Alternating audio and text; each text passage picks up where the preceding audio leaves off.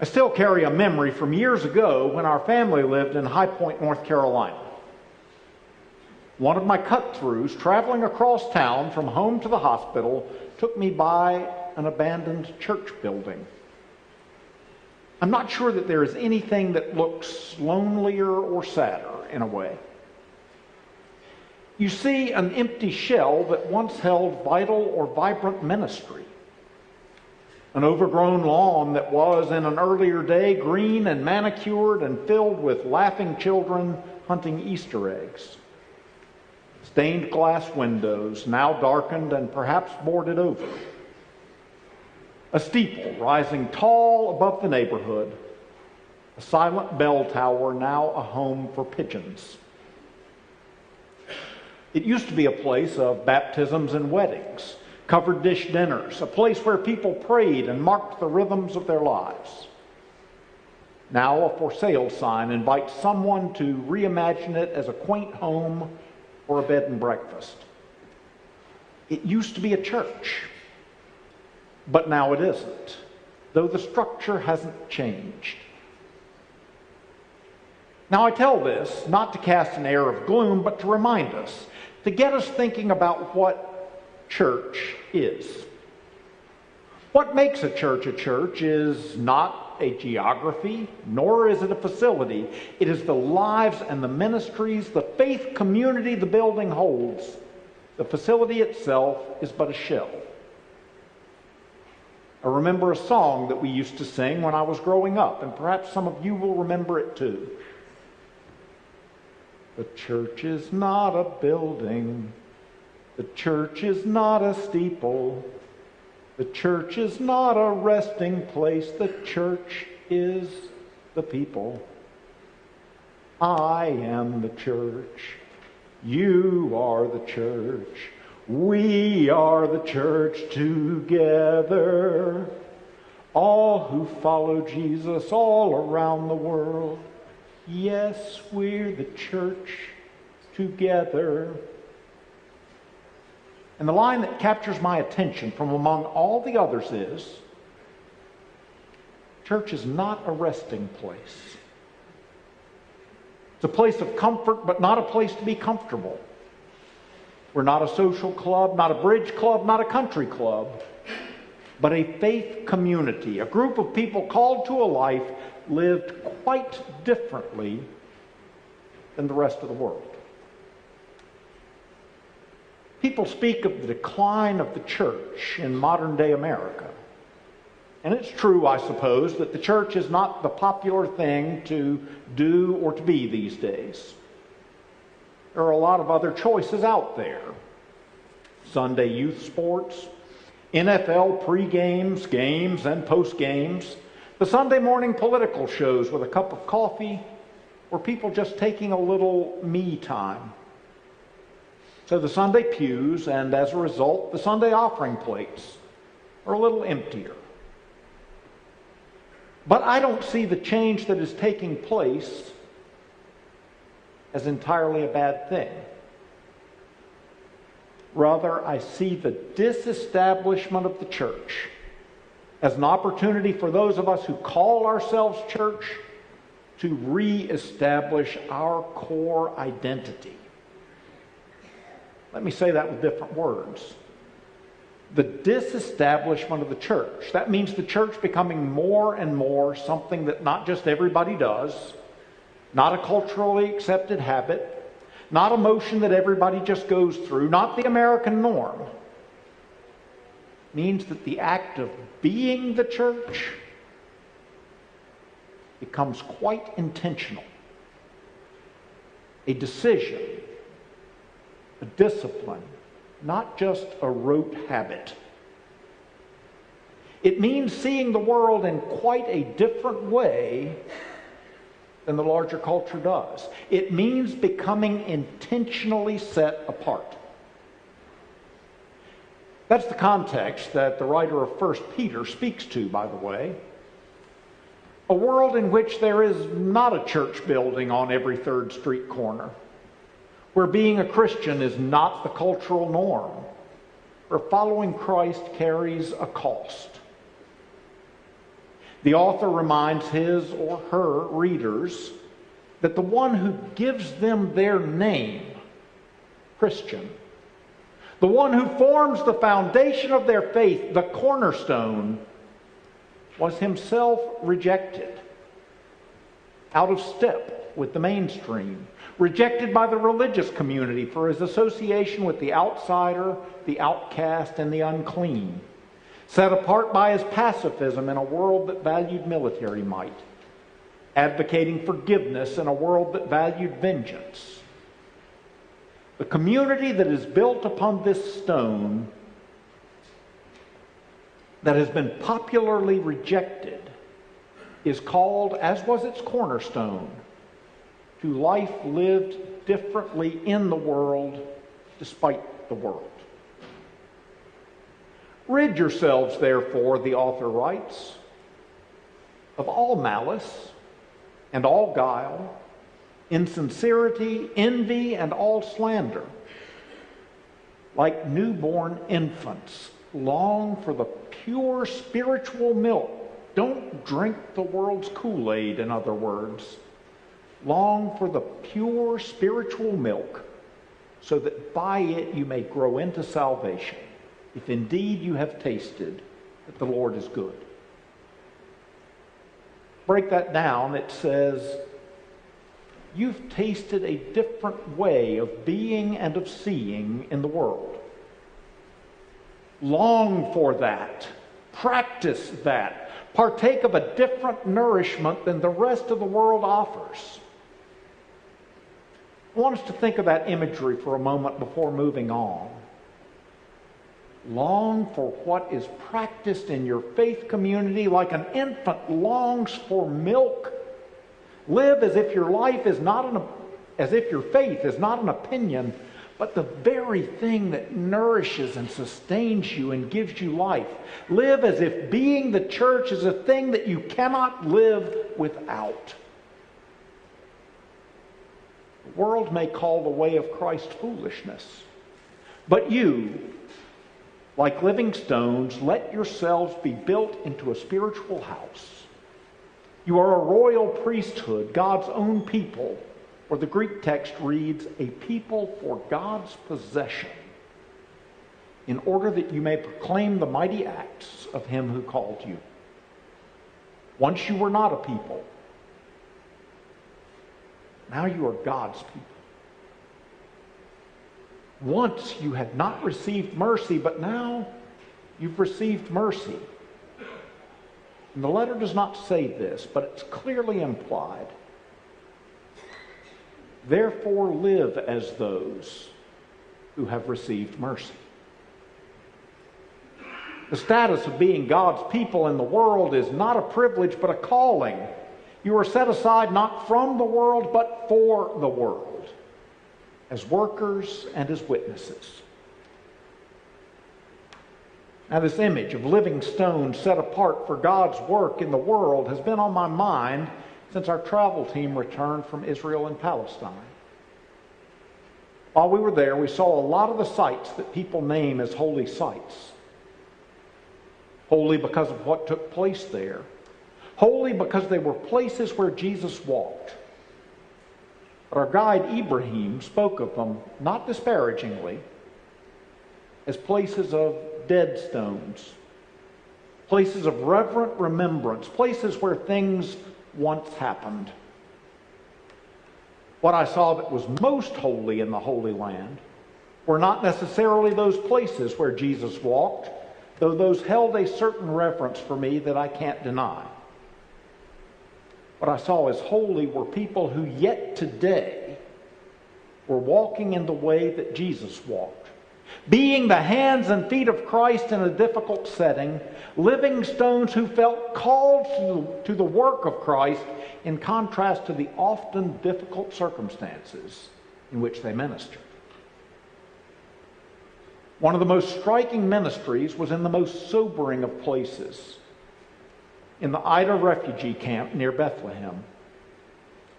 This is a refugee camp that was set up to house Palestinians who were evicted from their homes and land during the 1948 Palestine War. The people remain in the cramped confines of the refugee camp because if they depart to go elsewhere, they forfeit the conceptual right of return of the land that was taken from their families, a right that is ensconced in United Nations Resolution number 194. But with no return of the land in sight, generations have been born and lived and died in the camp. It's been a place of tension and often violence, born of pent-up frustration and despair, but housed in the camp itself was the Al Rawad Center for Cultural Arts. The name Al Rawad means beautiful resistance. It provides dynamic community arts projects, promoting the cultivation of creativity as a direct alternative to violence. The director whom we met was himself born into the Ida refugee camp as a child, a living stone doing holy work in very difficult circumstances. We also visited Dar al-Khalima University College of Arts and Culture, again a faith-based initiative founded by Dr. Mitri Raheb. It seeks to bring art and music and acting and writing, photography, film, tourism, and culinary arts to the forefront, believing that education and creative expression is the work of peace and an antidote to violence.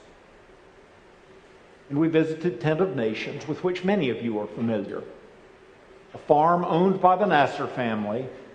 It sits atop a hill surrounded by Israeli settlements and has been the target as Palestinian land of attempted annexation as Israeli settlers desire to lay claim to the Nasser land as well. Despite decades of legal harassment, physical harassment, razing of structures and uprooting of olive groves, Tent of Nations seeks to promote peace and to refuse enmity. Their website describes their ministry. At Tent of Nations, we seek to embody a positive approach to conflict and occupation. Faced with great injustice, we know that we should not hate or despair or flee. We can refuse to be enemies and channel our pain and frustration into positive actions, which will build a better future. We aim to help the oppressed and marginalized realize that they are powerful. And finally, we visited St. Luke's Hospital in Nablus. The director there, Dr. Walid Carey, spoke numerous times of the hospital seeing itself as a church, a place of healing for all people, regardless of faith background or financial status. People paid for treatment according to their means, meaning that the more privileged paid more, the less privileged might pay nothing. But fundamentally, health care was a ministry and not an industry. Now, the point of this is not to rehash the events of our Israel-Palestine trip, which our travel group has done elsewhere and in other formats. Rather, it is to illustrate the call of faith. The work of living stones is to lift up the work and ministry of Jesus Christ, which is the work of compassion, and peace, and healing, and hope, and reconciliation that is often quite in contrast with the work of the world. And these ministries that I've just mentioned carry out that vital work in a setting in which they are in the minority, in which they are very much countercultural, in which they are building on the cornerstone of Christ instead of the cornerstones of power or of privilege. Which brings me back to us. I think rather than lamenting the loss of our cultural standing, the assumption that everybody is in church on Sunday, the church in the United States needs to lean into our status, or one might say our calling, as a countercultural voice. Just as Palestinian Christians are seeking to pursue peace and reconciliation amid a climate of hostility, We're called to the same work here. In a climate of violence, we must lift up a message of nonviolence.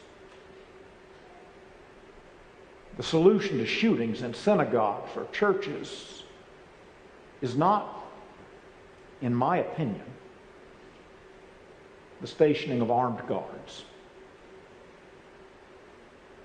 It's to preach peace and to practice healing and to advocate for mental health and for sensible gun control that preserves the rights of gun owners while protecting our citizenry. In a climate of intolerance and outrage and manufactured bile, we can model an alternative of civility and charity and compassion. When our leaders and our neighbors resort to diatribe and division, we can obey the often difficult calling to love neighbor, to love neighbor, to love neighbor, and to refuse to be enemies.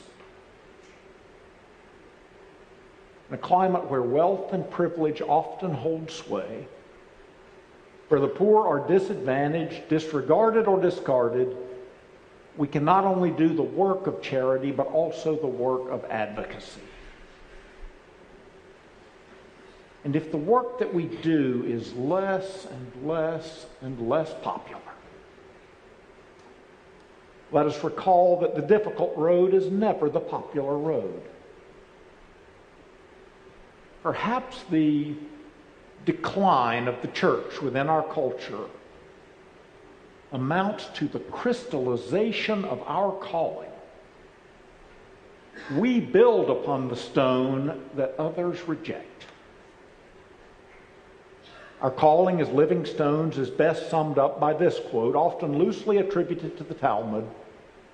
It actually appears to be a distillation from several sources, but it finds its roots in Micah 6:8. The quote goes like this: "Do not be daunted by the enormity of the world's grief. Do justly now.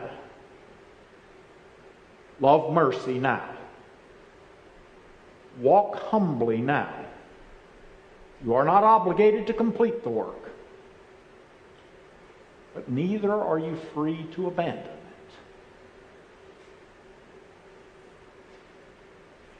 And if you were perhaps expecting a stewardship sermon, that is in fact what this is. We, the church, are the stewards of the whole work of Jesus Christ. A community of intentionality, a people set apart for God's grace-filled work in the world. In the words of Teresa of Avila, Christ has no body but yours. No hands, no feet on earth but yours. Yours are the eyes with which he looks compassion on this world. Yours are the feet with which he walks to do good. Yours are the hands with which he blesses all the world. Yours are the hands. Yours are the feet. Yours are the eyes. You are his body. Christ has no body now but yours. No hands, no feet on earth but yours. Yours are the eyes with which he looks compassion on this world. Christ has no body now on earth.